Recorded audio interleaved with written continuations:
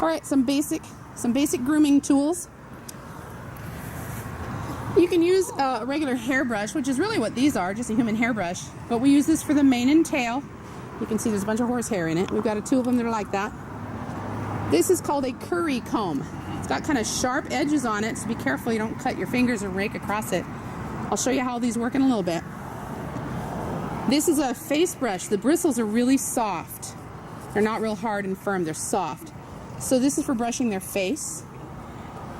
This is another one that's just for bigger brush. It's really soft. See how easy the bristles bend over, and they just feel really soft. So it's a body brush and a face brush, but when it's softer, it's for the more sensitive areas on the body, which is like the face. This one's more like a body brush. Normally they have a little loop that you can put your hand in and try to hold it. These bristles are really stiff. They're hard and they poke you. So that's a body brush too, but you can use that all over their body. Brush them really hard all the way down their legs. These are best for their legs. This is another halter. This little tool is really for use in the summer when you give them baths and stuff. Like scrubs the muds off of them. Hi, Minnie. I'm missing the hoof pick out of my thing. I think it's down at the barn. It's normally got a plastic handle. Kind of looks like, this is horrible. Kind of looks like a handle or on one end with a curled hook, kind of like an Allen wrench would look. It's turned up at one end and flat at the end. Or a bent screwdriver. So I'm going to use this broken file just because I couldn't find my hoof pick, but it'll do the job. This brush is called a shedding brush, and you'll notice one side has these little teeth on it, and the other side is smooth. And I'm showing this to you. Here, I'm going to pass this over. Go hold it. Because this unloops, and you can use it either like this to pull the hair off. And after you give a horse a bath, this acts like a sweat scraper, which is actually what this is. That's also called a sweat scraper. And after you give a horse a bath, can you see this? Mm-hmm. After they're wet, this kind of scrapes the water off, and it follows this and drops down to the ground. It doesn't work when they're dry. Same thing with this. It's just another way to squeegee, if you will, the stuff off. The other side is for collecting hair. And you can see they're shedding, as it just pulls the hair right off. Okay.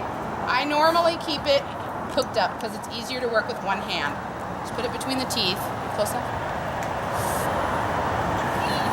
And then as you do it, it pulls off these little circles of hair that falls to the ground in these little horseshoe shapes. It's kind of cool looking. You're going to have horse hair everywhere because they're shaggy like carpets from their winter coat. Now that I've shown you the shedding brush, it's a really good one because the hair just falls off. The curry comb does the same thing.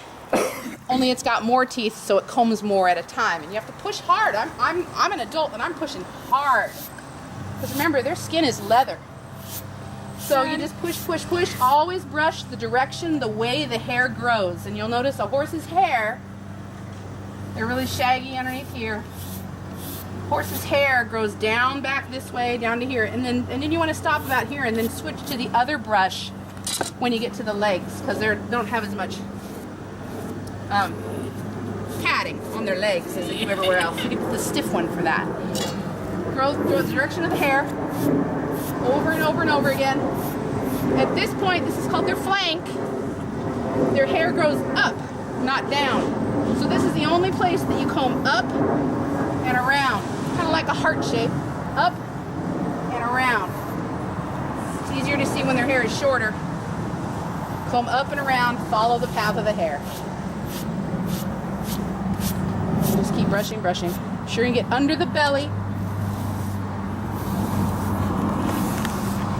Behind this is called their elbow. Behind their elbow.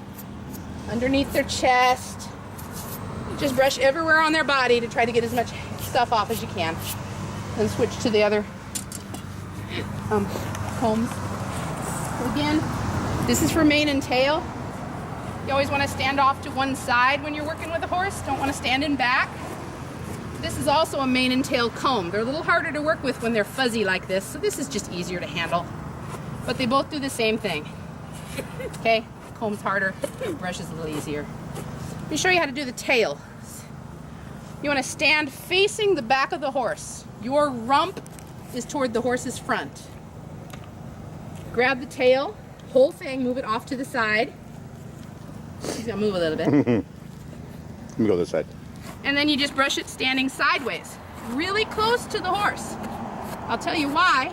For safety, you don't want to stand far away because a horse can kick sideways. They could kick and decide to kick out like this, and it would hurt you if you're far away. Like if you get punched and somebody really reared back and hit you, it would hurt.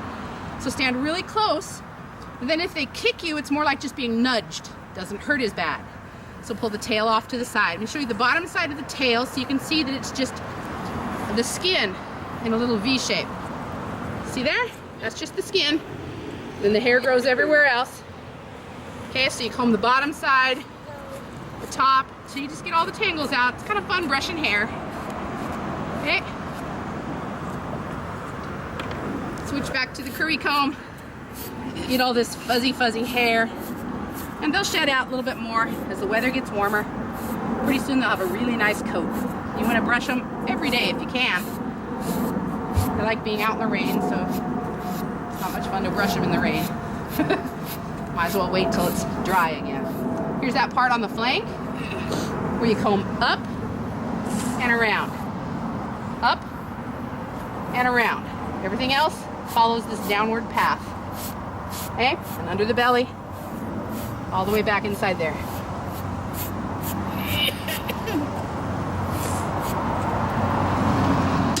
Okay, I'll show you how to pick a hoof. Come over to this side, please.